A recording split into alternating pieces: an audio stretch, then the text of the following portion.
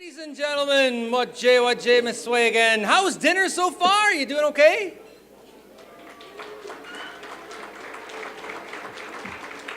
We have a number of hotel staff here helping us out and really doing some great work.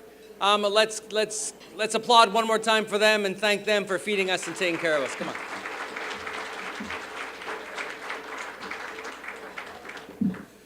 on. We are going to continue on with our program.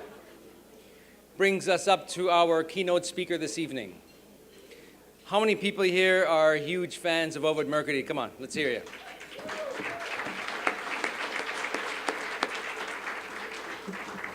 Me included. Big time fan. The bio is absolutely impressive. Former chief, regional chief, national chief.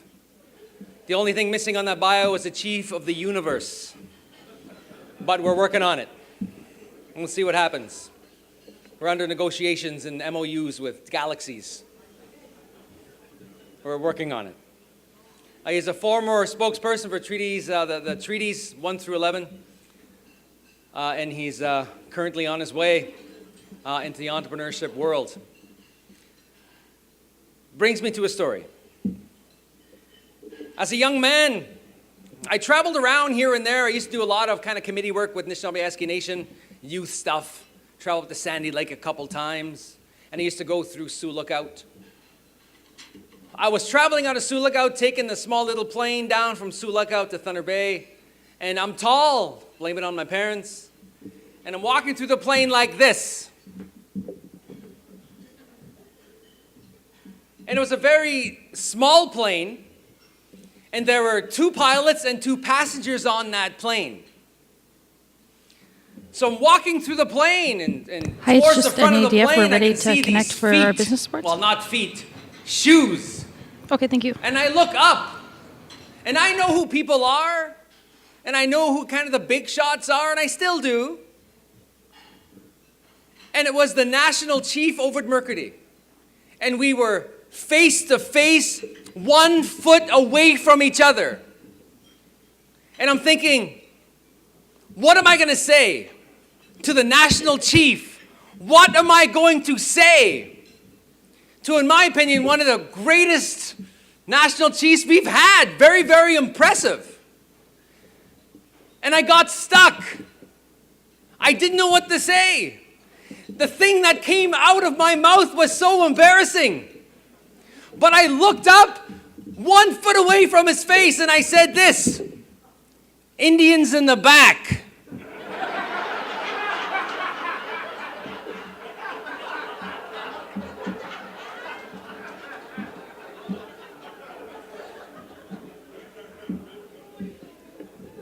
Unbelievable, man. And he looked at me with this smile. And I don't know what that smile meant.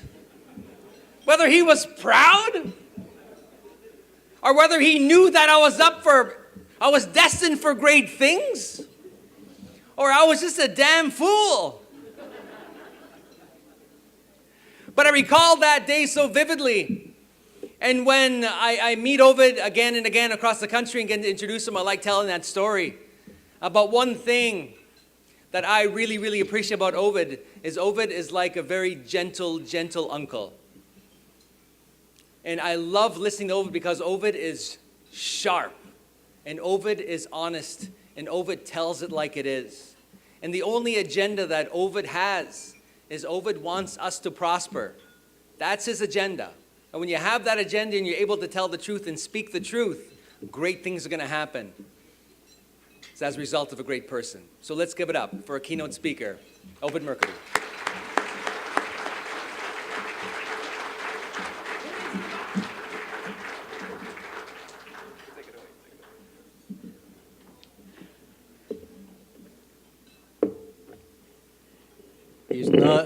He's actually telling the truth. About the encounter, it actually happened. I often wondered about what happened to you, what became of you. But obviously, you didn't remain in the back. So congratulations on your progress and the great work you're doing. I want to begin by acknowledging the organization that invited me to speak tonight and to thank them for inviting me to share my thoughts once again to the people of Northern Ontario about not just opportunities, but the challenges that remain to be dealt with in this country for First Nations people to make the advances they deserve in terms of the economy and social standing within Canada. I have to, first of all, acknowledge the fact that I am in Ojibwe territory, Nishnawbe territory, and thank people from the Fort William First Nation for sharing their land, for being such welcoming guests to all the people in this city. And I want to acknowledge Chief George Jan Morriso, who was here at the table I'm sitting at. Later, I want to introduce a special friend of mine. I'm actually going to be sharing the podium today with an amazing person that I met recently, and I'll talk about that later. But I wanted to talk about relationships. It is so important for Aboriginal people not to be the ones that always do the welcoming in this country, but for them also to be welcomed by the rest of society. And whenever I come to Thunder Bay, I'm always impressed with the engagement that non-Aboriginal people have with us. I appreciate that very much. And that bodes very well for the city and for the towns like Greenstone that are prepared to collaborate with First Nations people in the future growth of Northern Ontario. It's a good example of what Canada can be, and I appreciate that very much. John Ralston Saul recently wrote a book called A Fair Country. I recommend that you read it. It's really about explaining to the average Canadian what the foundations are of this country. That it's not just French and English, as we were told during the Meech Lake Accord, that the foundation of this country is still Aboriginal, and that those values still inform and instruct this country how to behave, how it should be, with respect to this idea of inclusion and respect for the right to be different. But recently, he wrote a second book, which I'm also going to recommend you read. And it has to do with this idea that the First Nations people, that the Métis people and the Inuit in this country are re-emerging as nations, that they're finding their feet, and that they're beginning to take charge not just of all their life, but their relationships with Canada. That they're going to make great contributions in the future development of their own people, but also in terms of making Canada one of the best countries in the world. And that, to me, is a very positive message, one that I think we should embrace. All of us should embrace that. Because the reality is this, as the Supreme Court has said, Canadians and their governments have to acknowledge that Aboriginal people were here first, that they have treaty and Aboriginal rights that have to be respected, honored, and implemented.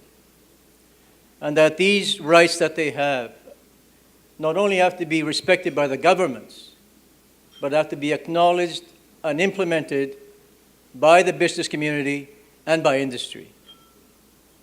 And that means that any future development anywhere in this country must benefit the First Nations people also. That there has to be this idea of mutual gain. That the wealth that is being made on the natural resources of this country have to be shared with the First Nations people as well. And I think there's a second message there that the courts have said, but it's more directed to my people. And what they have said simply is this: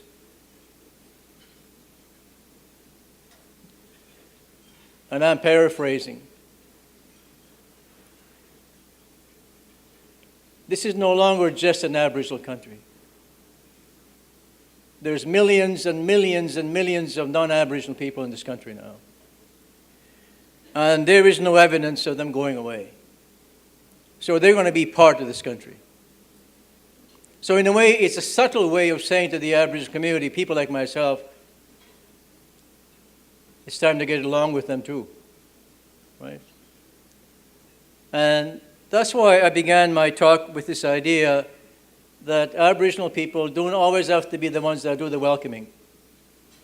I think it's time for Canadians in general, and in particular the business community, to begin doing the welcoming to the Aboriginal community. And I think that kind of reciprocity would lead to the kind of engagement that we dream about, the ideal engagement where there is development, but development done in a way that respects the values of the Aboriginal people, and development accomplished in a way so that the wealth that is generated is shared with everybody. For the Aboriginal community, this is so important, because that is where the poverty is to be found. That is where the hopelessness will be found. And that is where you will find the social problems. And they're all related to the displacement of Aboriginal people from their homelands. These social problems have an origin. And that origin is not their culture, it's not their history, it's their deprivation, it's their oppression in Canada. So that's why Canadians need to say, okay, we don't want that relationship. That's not our country. That's not the country I want to belong to. The country I want to belong to is where we all get along, but also where we all rise up together, where there is no poverty, that where all people can say with conviction that they belong to a great country. That's what I would like to see. And many Aboriginal leaders are of that same mindset. But unfortunately, because we deal with the problems and because we're advocates for our people, we have to expose those problems. And when we do, people don't appreciate the fact that we're exposing these issues. And many people say, well, there's those Indians again complaining. What more do they want? Well, the reality is, we just want fairness in this country. We want our treaty rights to be respected, honored, and implemented. And we don't want the poverty that's in our community. We're not only tired of it, we're not only tired of it. We find it too depressing. And that's where we need a helping hand. And if the governments are going to be laggards with the helping hand, then the general public should come forward. Individuals should come forward. In whatever field they're in, whether they're in institutions of higher learning, like at universities, or in the high schools, or the elementary schools, or in the business community, like the Royal Bank or whatever, Perimeter Air, we all have an obligation to lift each other up. And what makes me happy about this gathering is to see how our people are leading the way to this new engagement that we need so much. And I'm particularly encouraged to see different sponsors at this conference, including the Ontario government, because that kind of partnership, also with crown corporations like Hydro, is all necessary, and no one group should carry the load for ending poverty in Canada. It's something that we share together, and it's something that we need to address in common. So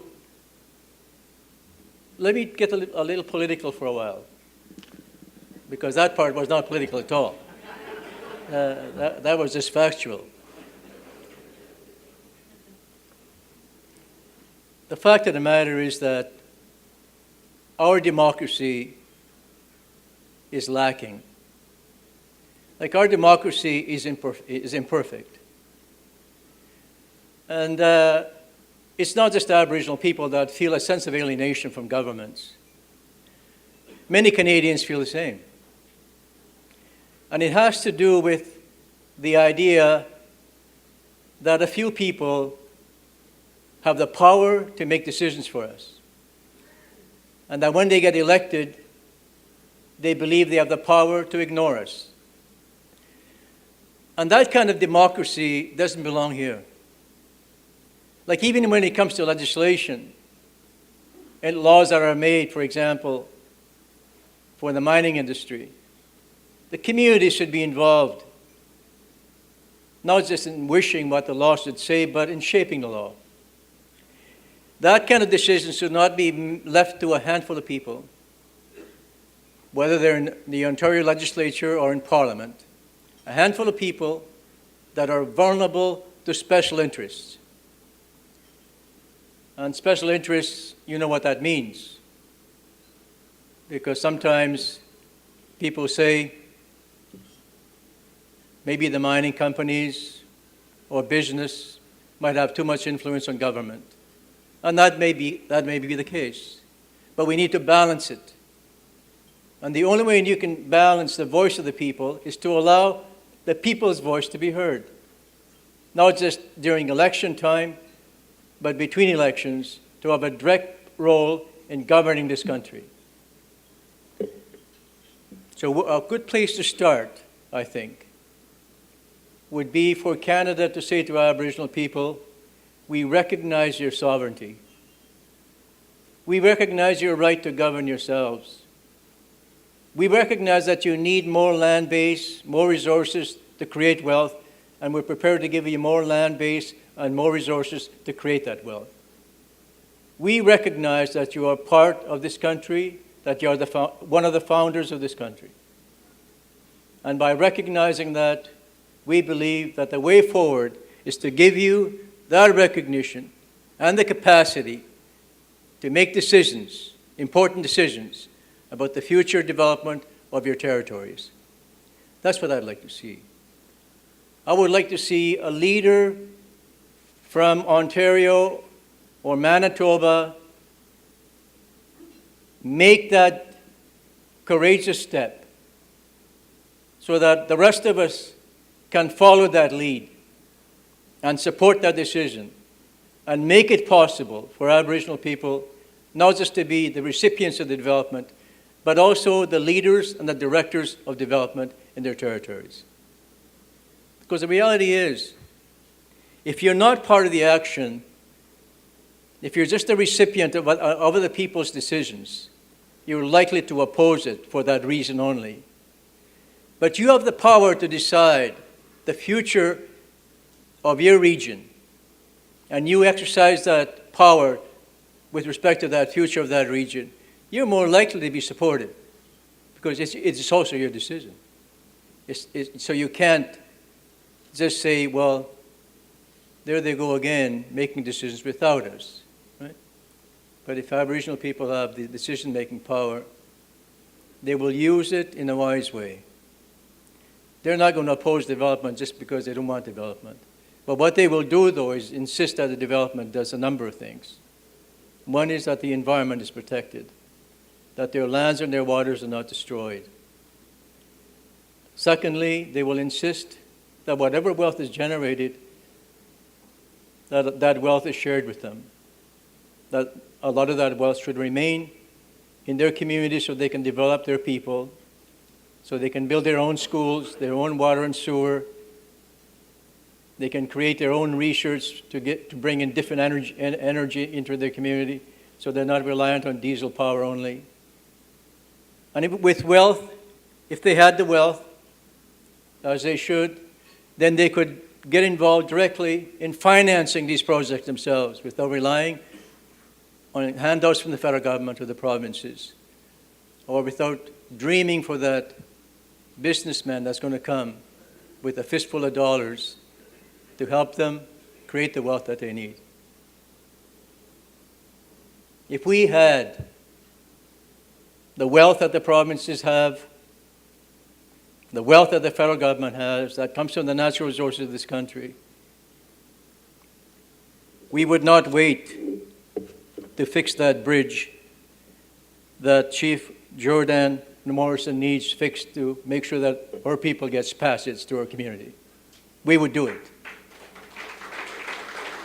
That's the point, that if you are in control of that kind of wealth, you can make decisions that will benefit your people. And that is what's been missing so far in the Aboriginal community, is that power to do that. So, I'll stop there, because I want to introduce to you my special guest.